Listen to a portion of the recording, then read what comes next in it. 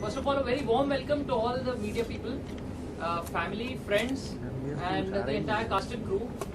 The name of our film is 1982, A Love Marriage. हम लोगों ने इस फिल्म में जैसा कि आप लोगों ने ट्रेलर देखा, हम लोगों ने एक ऐसे बंदे की कहानी बताई है जो खुद ही कंफ्यूज है कि उसको लव मैरिज करना है या अरेंज मैरिज करना है. The director is Prashant Gore. Here.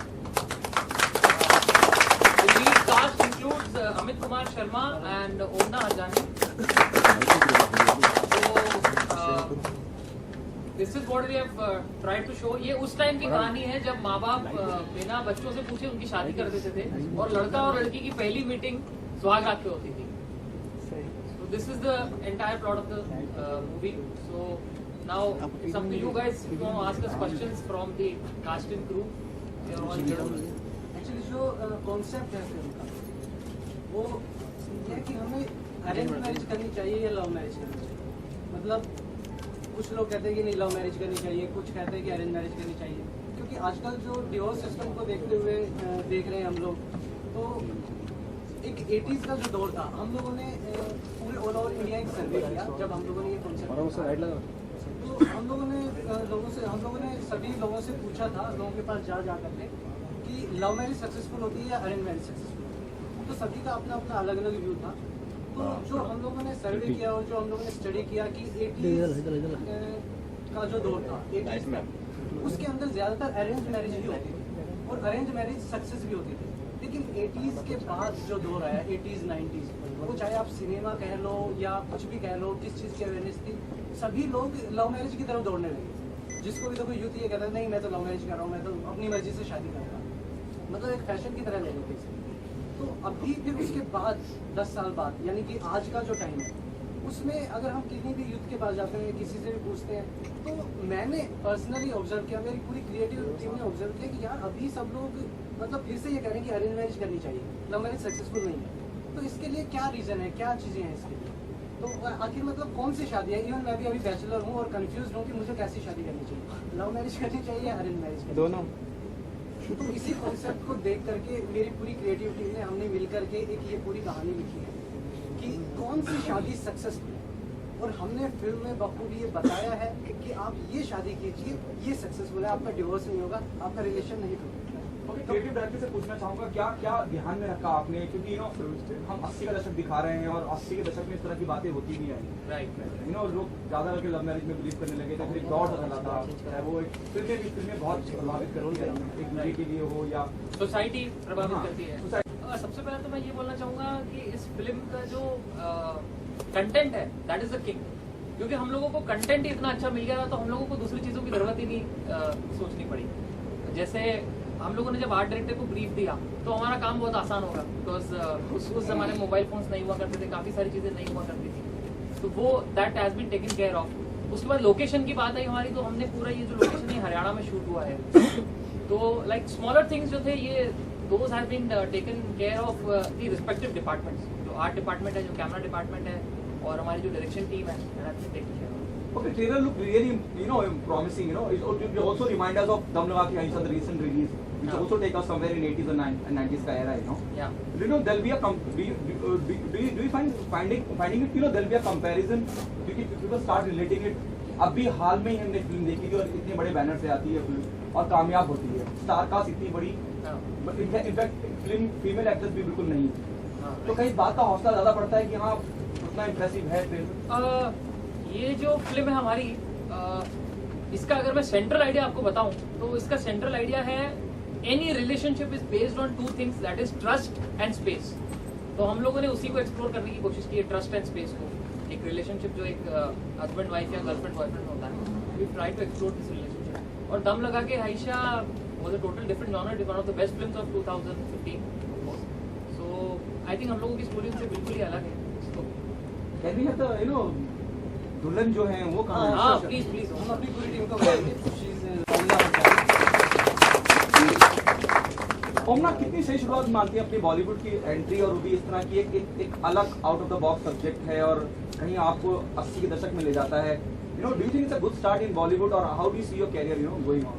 बहुत ही अच्छा स्टार्ट मिला है. I feel that I am very lucky that I got this movie because आजकल जो मैक्सिमम मूवीज बन रही हैं कि 3 फ्रेंड्स या so you don't have that much of scope in acting. Now this is completely different from what I am. So as an actor, I could explore more, I could do more. So and it's a beautiful, beautiful story. So which you realize when you watch the film. So I feel very, very lucky to have this as my start. In what genre do you see the film? You know, it's a comedy It's or a total comedy film. It's an out and out comedy film. Actually इसका जो concept है वो हम society में एक message दे रहे हैं कि कौन सी शादी सक्सेस है, लव मैरिज या अरेंज मैरिज, लेकिन जो इसका जॉनर है, मेकिंग है, वो पूरी तरह से आपको हंसाएगी, लेकिन सोसाइटी में एक सिंसियर तरीके से आपको एक मैसेज मिलेगा. It's not senseless comedy. It's comedy with a message. the music plays a very important part in any film, you know. तो जो भी मेरी क्रिएटिव टीम है, हम लोगों ने इन सारी चीज़ों का ध्यान रखा कि म्यूज़िक भी हमें 80s का ही मिलना चाहिए ताकि उसका टच आए. तो हम लोग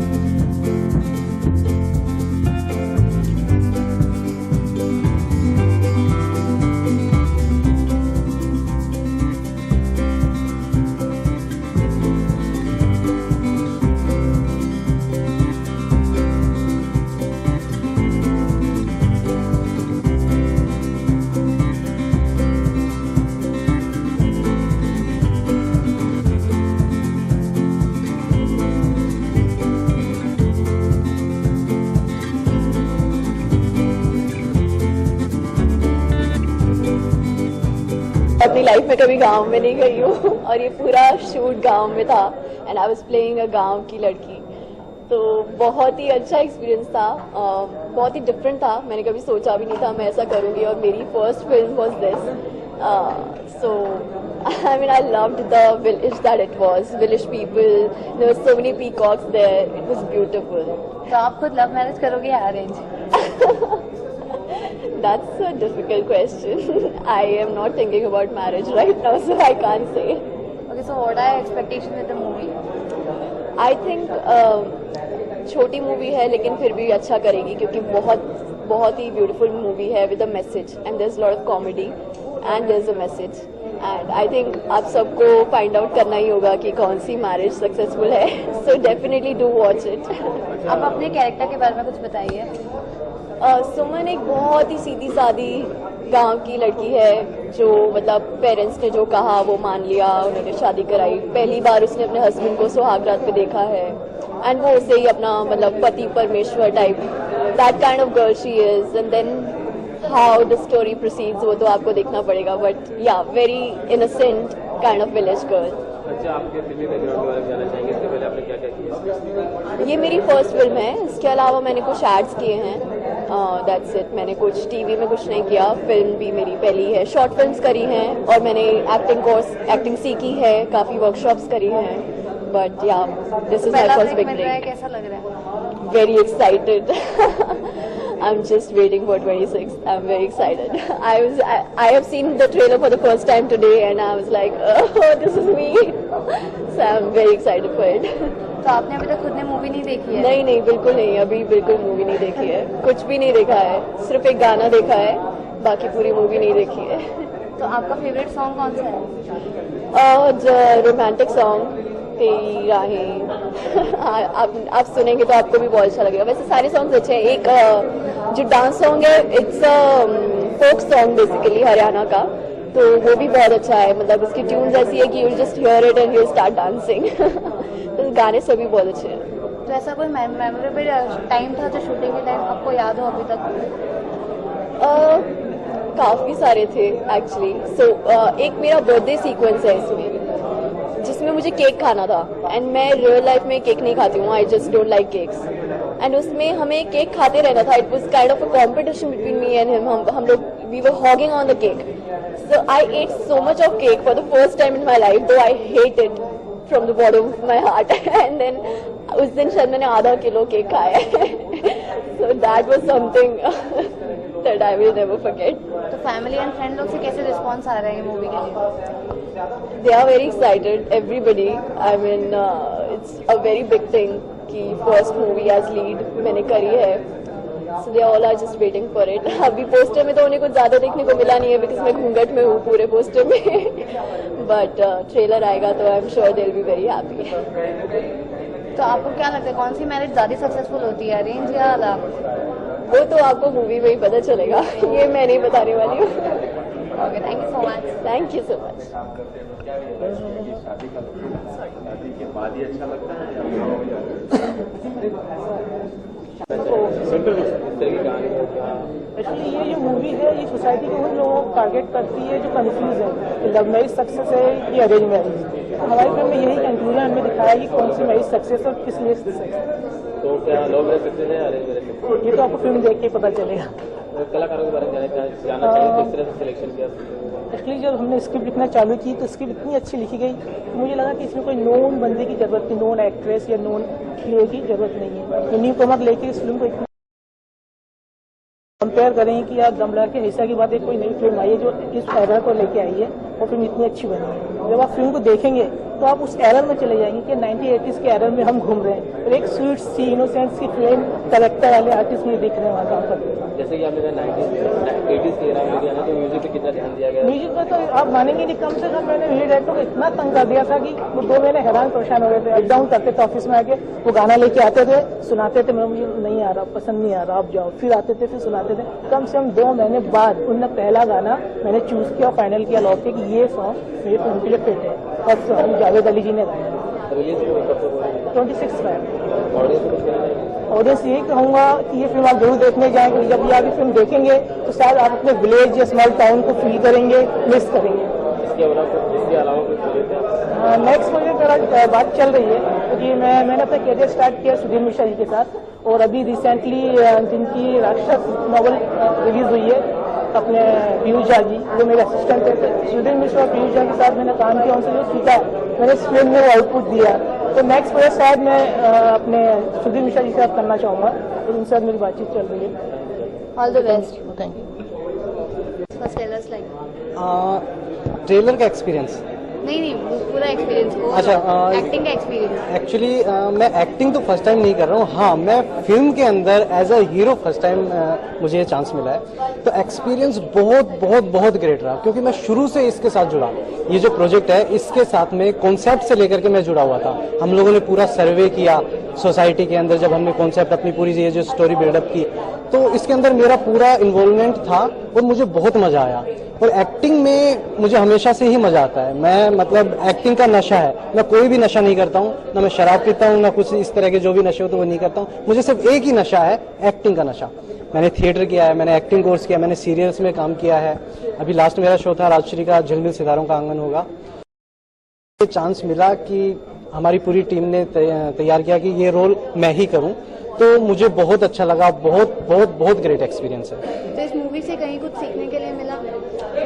इससे बहुत कुछ सीखने को मिला। ये जो कैरेक्टर था कि मुझे ये सीखने को मिला कि मैं भी सचमुच कंफ्यूज्ड था कि शादी कौन सी करनी चाहिए, लव मैरिज करनी चाहिए या अरेंज मैरिज करनी चाहिए। तो ये जो कैरेक्टर मैंने किया है, जो पूरी स्टोरी की है, पूरी फिल्म किया है, तो इसमें जो ये क्रिएटिव टीम थी उन्होंने एक कंक्लूजन निकाला हुआ है कि शादी कौन सी करनी चाहिए, कौन सी शादी सक्सेसफुल है। तो मुझे सबसे बड़ा फायदा ये हुआ कि मुझे पता चल गया, हाँ शादी ये वाली करनी चाहिए और ये सक्सेसफुल है। तो कौन सी शादी होती है? नहीं, वो मैं अभी नहीं बताऊंगा, उसके लिए आपको हमारी फिल्म देखनी पड़ेगी। 1982 अ लव मैरिज।